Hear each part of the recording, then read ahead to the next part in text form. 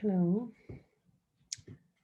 I want to speak about the experience of what we call heartbreak. I think it is one of the really stressful experiences that we have, and we're not exactly taught how to deal with it. And I think a lot of people have lots of different reactions and how to deal with it. Like, how do you cope with the intensity of heartbreak? And what I've also found is that, well, from my experience and from working with a lot of people, is that a heartbreak can go on far, far, far longer than the heartbreak period, if you like, the year after or whatever. Some people feel deep anguish or like sorrow, longing, pain of separation from particular people in their lives for decades, long, long time. And it's almost baffling and confusing, and like, why is this still happening? Why am I still attached to them, whether it's the memory or even is it the person, or what is it that we're so deeply attached to, and why is it so excruciating? And I've had my fair share of heartbreaks. And I've explored it deeply on myself, but also with clients. And I've found, I think, what I've done is put together a lot of tools, not only to help you overcome heartbreak, like right now, and we do it together, but actually sets of tools and ways of mapping this landscape of heartbreak so that you can use it in all areas of your life forevermore. It can be so useful. What we learn in the heart retrieval course is like a lot of ways of dealing with our own psyche, relating, how we deal with separation, letting go, and all that kind of thing. And yeah, I've just found in my experience that heartbreak is excruciating. It can be incredibly excruciating. And I just, we're not taught how to deal with it. It's a rite of passage. It happens to most people on some level, and it doesn't have to be like relationship. We were a couple. It's actually can happen with pets or with children or with siblings, or we could be heartbroken for many reasons. We can be heartbroken at a level which is beyond relating at all, like heartbroken with the way the world works, or heartbroken because of being bullied, or even by our own parents. And so the heartbreak thing is not just about couples. And I called it Love Again. The course I've put together it's called Love Again, not so that you can like go find another partner necessarily. It's about creating more capacity in your body to be able to share more love and have more experiences without holding against or somehow being blocked from giving and receiving love in the future. So there's so much to unpack, so I'm just thinking where to start. Hang on.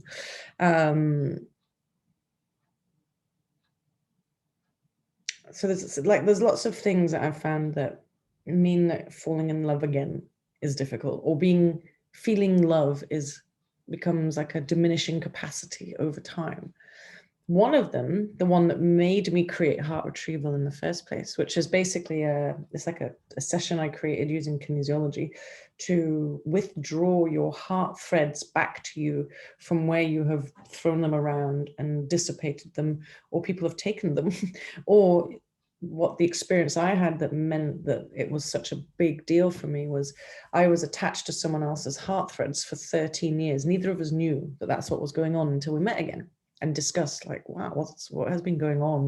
We hadn't talked in between, but both of us had the experience of like excruciating longing or missing and just like, oh, pain, like a stuck pain, frozen grief or something.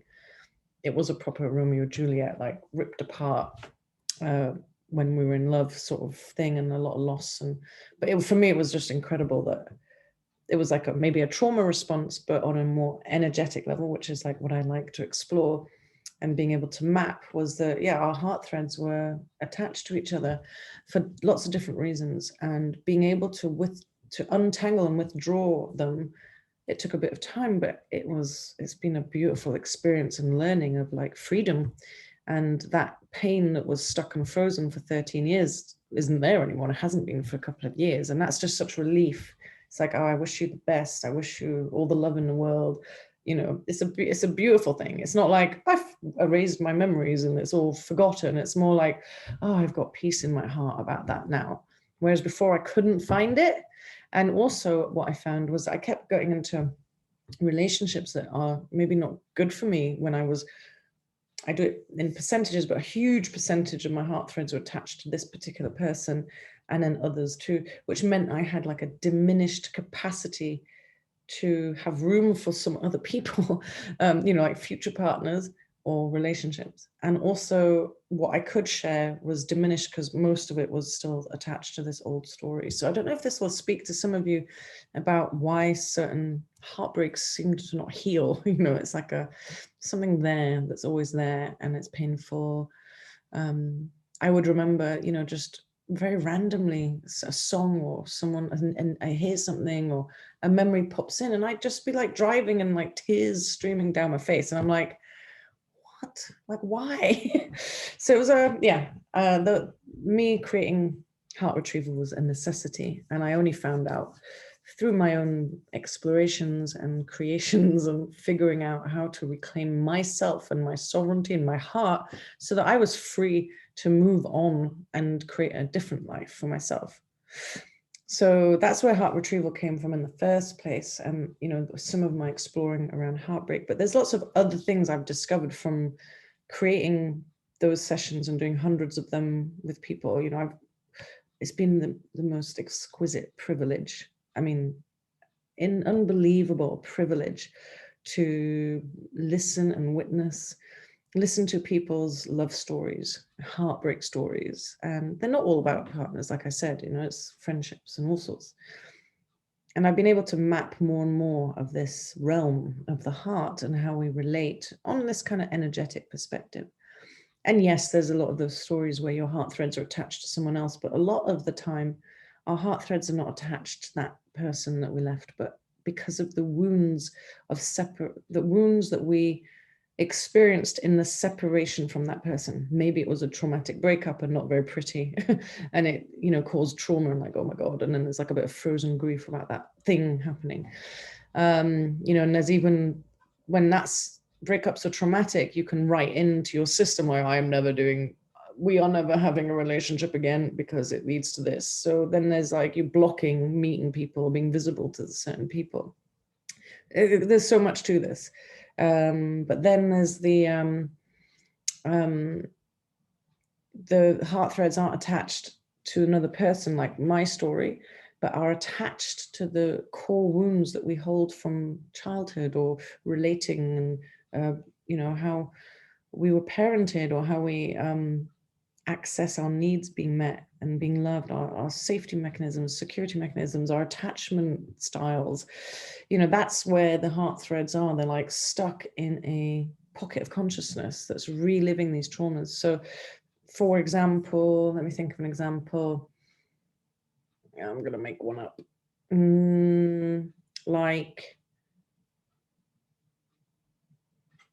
Let me think.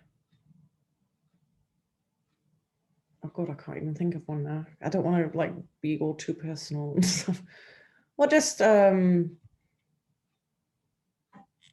my mind's like gone blank trying to think of an example.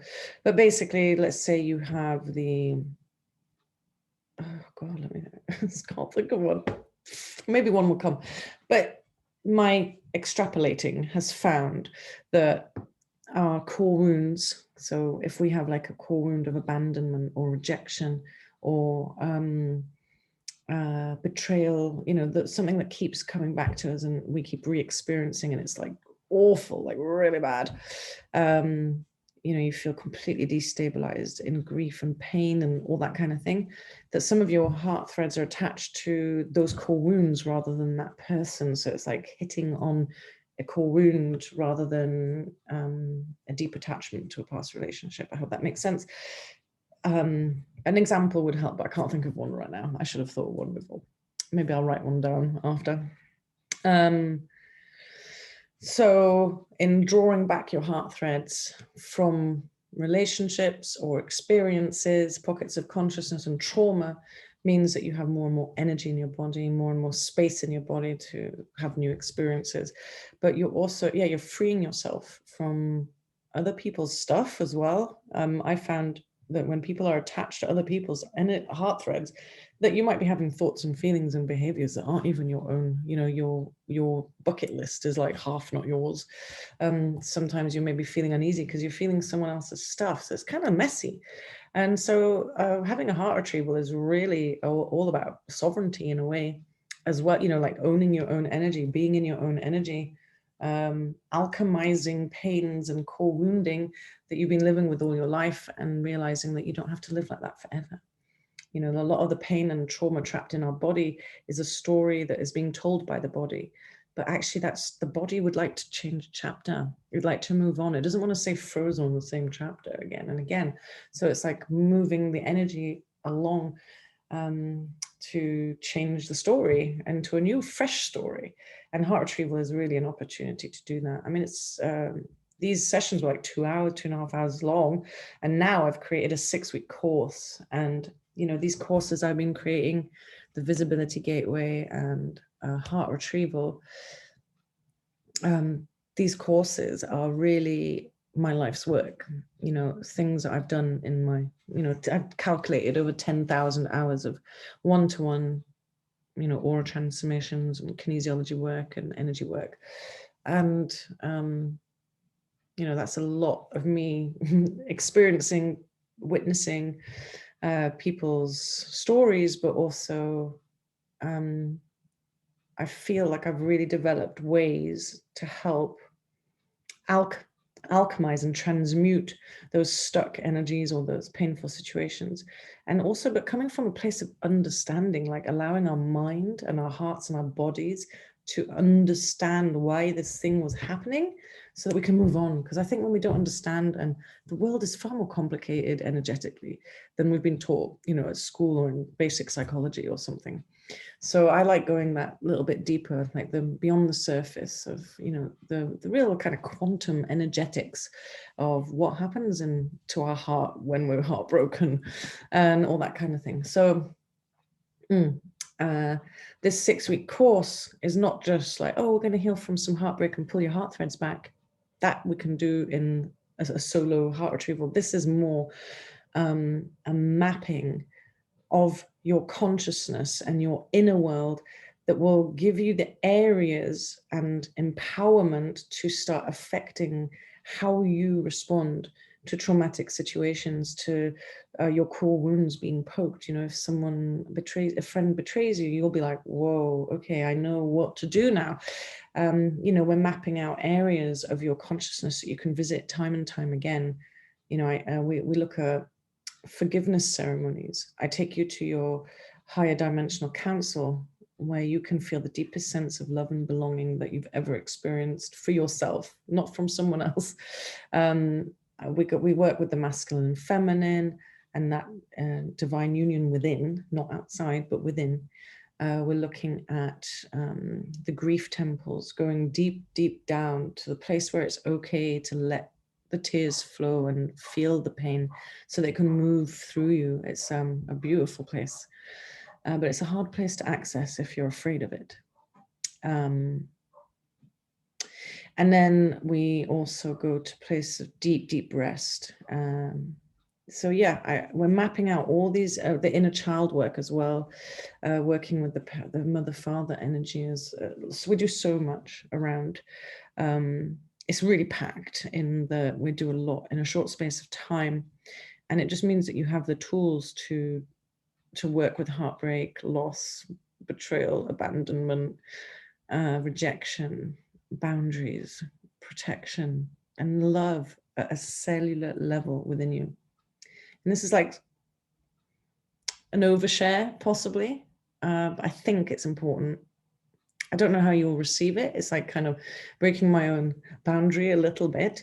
Not my boundary, but like, okay, I'm going to share something vulnerable. But my partner and I, well, we split up just before Christmas. He actually announced that he was leaving. Things were rocky, but I was still in it,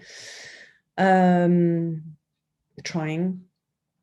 And he announced that he was leaving, I think the day before or the day that I started the heart retrieval program, part one, the first time I ran this program.